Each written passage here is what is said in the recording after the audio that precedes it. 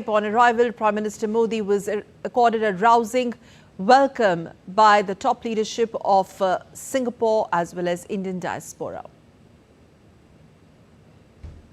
Prime Minister Modi is visiting Singapore at the invitation of Prime Minister of Singapore, Lawrence Wong. He is on a two-day visit to the South Asian island country. During his visit, Prime Minister is scheduled to meet Singapore's President Tharman Shanmugaratnam and his counterpart. The visit aims to deepen India's strategic partnership with Singapore in new and emerging areas of advanced manufacturing, digitalization and sustainable development.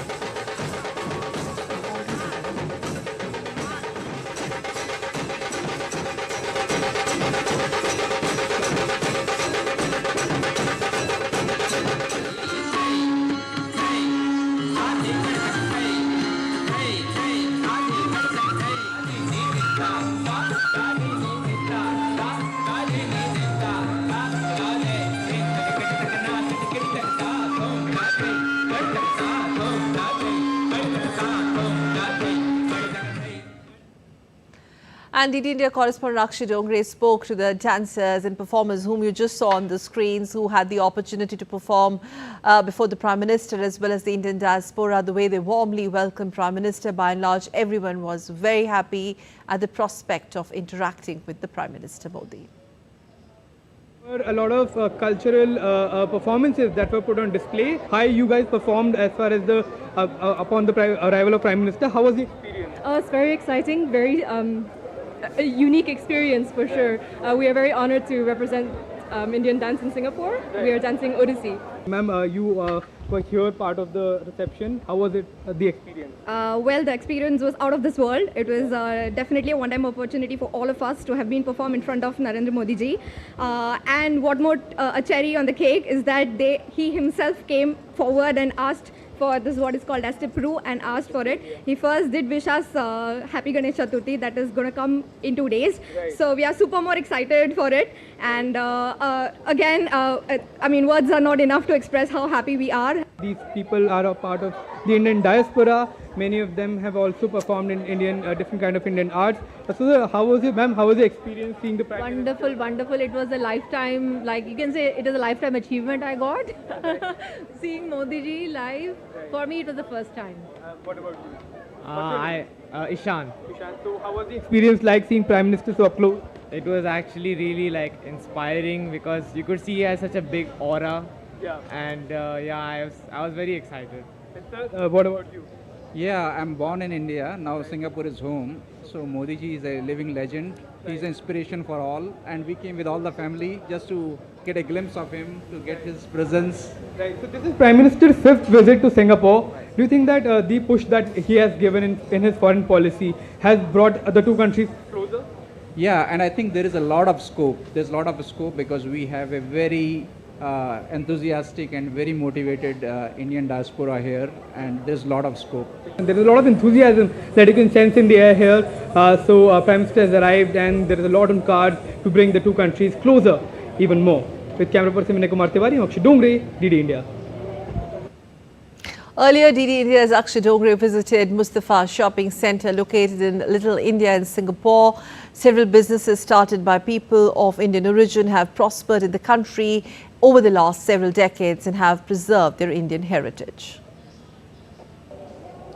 Singapore and India have had long-standing cultural ties, so much so that there have been many businesses in the country that have been started by people of Indian origin and have flourished. One such business is this market complex where I'm standing right now. This is called Mustafa Centre.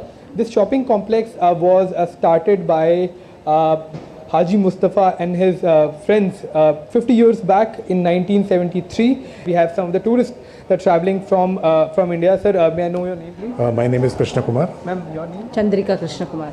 Sir, are you traveling from India? We're traveling from India. So you have come here, sir. How are you finding Singapore? First of all, my question would be that, and second would be, what are the kind of cultural similarities that you see here? No, one is we feel as if we are in India. It's not very different.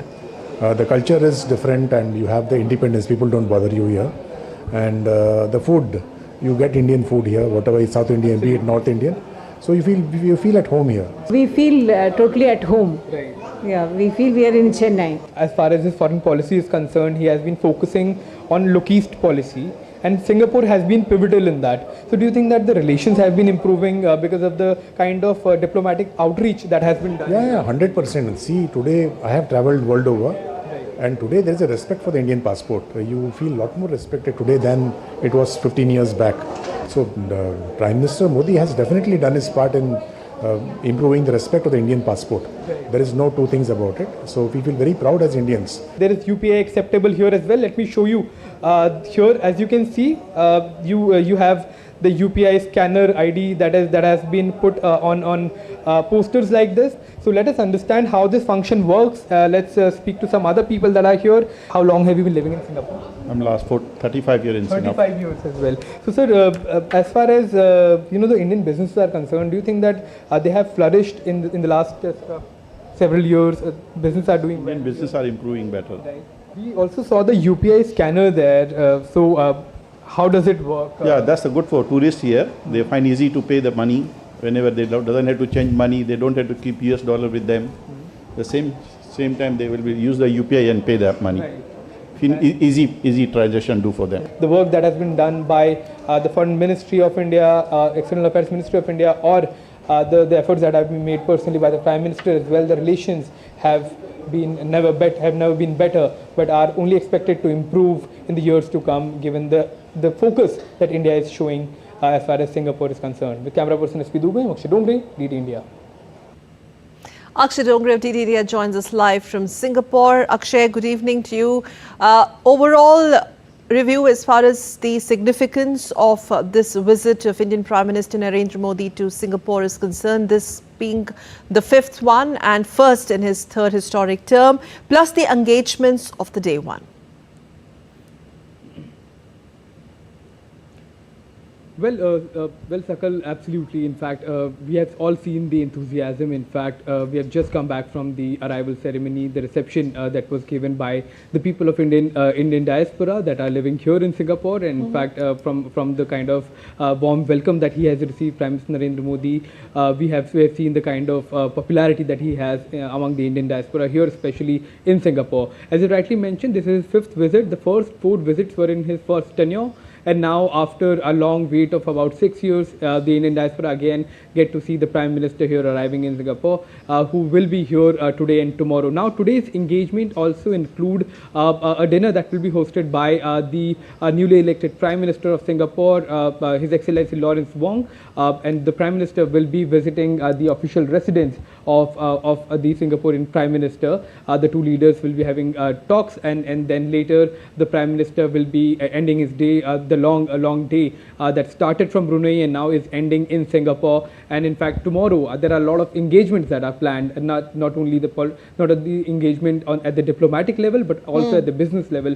Now, tomorrow, Sakal, we are expecting the Prime Minister to attend the Singaporean Parliament. Then later on, he'll be going in meeting business leaders, especially from the semiconductor industry. Now, that is going to be one of the most important focus of the Prime Minister, given the fact that India has been trying to expand its own manufacturing hub for the semiconductors that are in fact being considered the building blocks of technology. When talking about the Singaporean economy, about 10% of Singaporean economy depends on the semiconductor technology. So we can imagine the kind of a business that it can get for Indian market as well, given the huge skilled workforce that we have, the manufacturing capabilities, and the the improving facilities that have been given by the government to the businesses as far as ease of businesses are concerned. So it is going to be a jam-packed schedule for the Prime Minister tomorrow as well, and the PM is doing his level best to bring as much as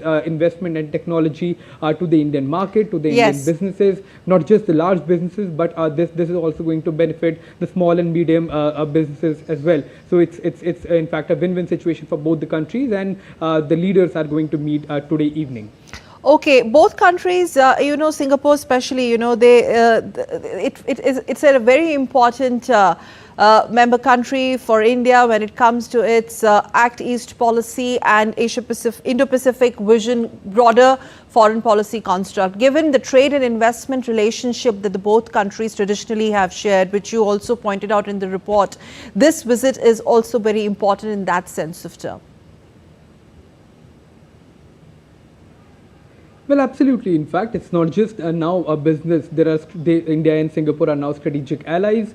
The two countries share, a lot of concerns as well when it comes to the freedom of trade, freedom of navigation in the Indian Ocean region. So Singapore is very crucial port city. There is a lot that India can learn from Singapore. There is a lot that maybe Singapore can also learn from India and get from India, especially the skilled workforce that we have in the country, the kind of resources that India has, the manufacturing capabilities. So the relations have been growing. In fact, they have been increasing. Informing our audience, informing our viewers once again that Singapore is in fact the largest the source of foreign direct investment for India, especially in the last year. The trade has in fact doubled in the last few years, and it is one of the it is in fact the sixth largest trade partner to India as well. So given the kind of relations that the two countries have, it is natural that the leaders of the two countries will have regular engagements. And in fact, Singapore is one country that has an arrangement with India at government to government level that India has and Singapore has in fact with no other country, that is called the India-Singapore Ministerial Roundtable, in which we have seen a few days back only that the finance minister, the commerce minister, 4 ministers of the Indian government had visited Singapore and had elaborate discussions with their counterparts here in Singapore. So Singapore and India share a special bond that is only expected to grow in days to come, given the outreach that the Prime Minister has been doing since his tenure started. Yes, right, because they already have a high-level ministerial mechanism, a very robust mechanism which is already in place. Right. Our Foreign Minister has been there several times, and there has been also a lot of conversation is expected, Akshay, around defense and security ecosystem.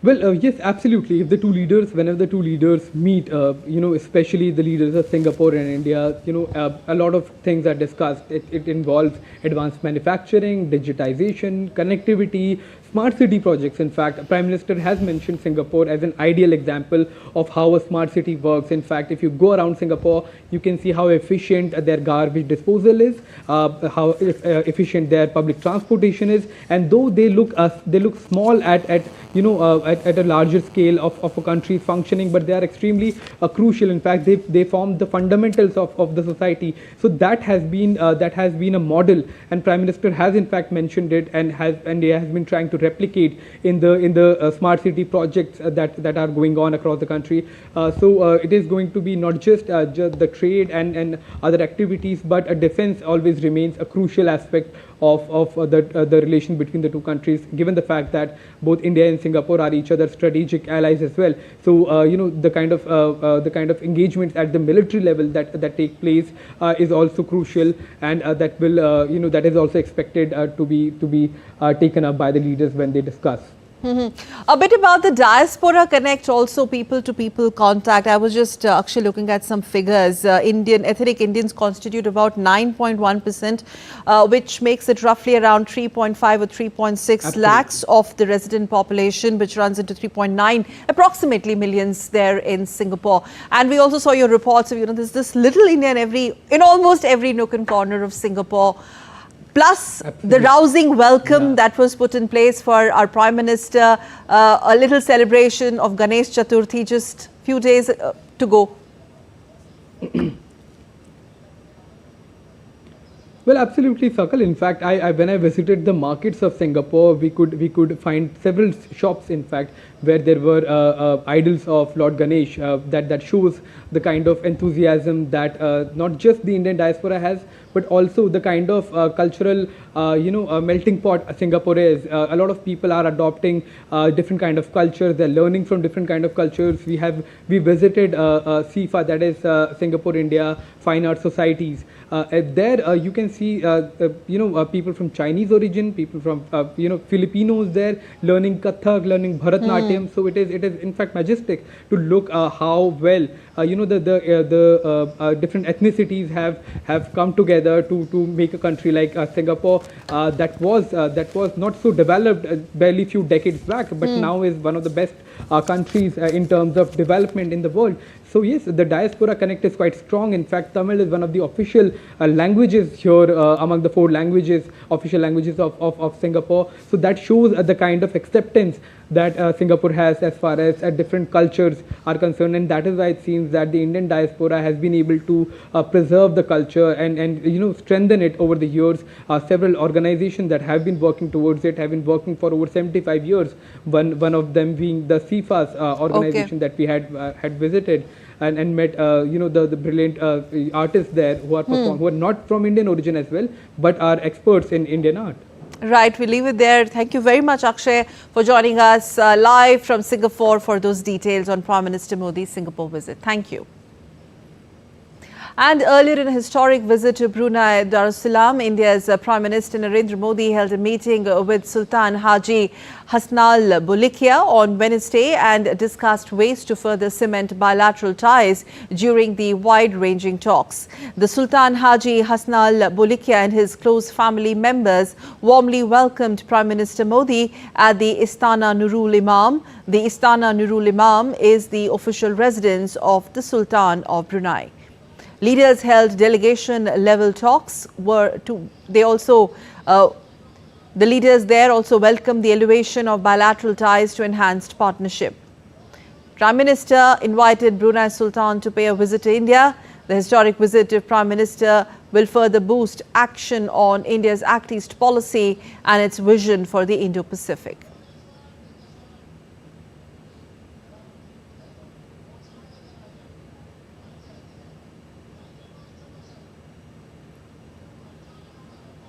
India and Brunei also signed and exchanged memorandum of understandings on cooperation in the operation of telemetry, tracking and telecommand station for satellite and launch vehicles. A joint statement was adopted after the talks.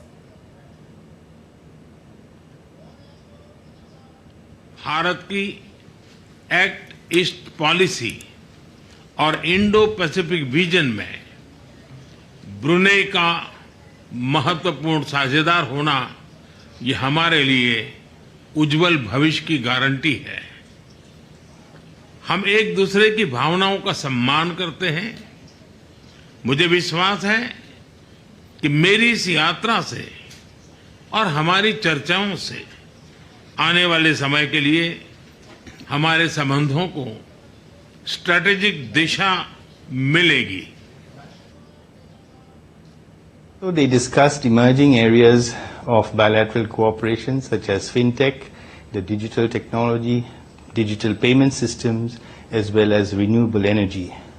Space has traditionally been an important area of bilateral cooperation. India's telemetry tracking and command station is located in Brunei, and both sides signed an MOU to take this relationship further forward. After the bilateral talks, talks were also held on wide range of issues where Sultan of Brunei hosted an official lunch in honor of Prime Minister Narendra Modi. They were served with the tune of Vaishno Janato and Bumro Bumro.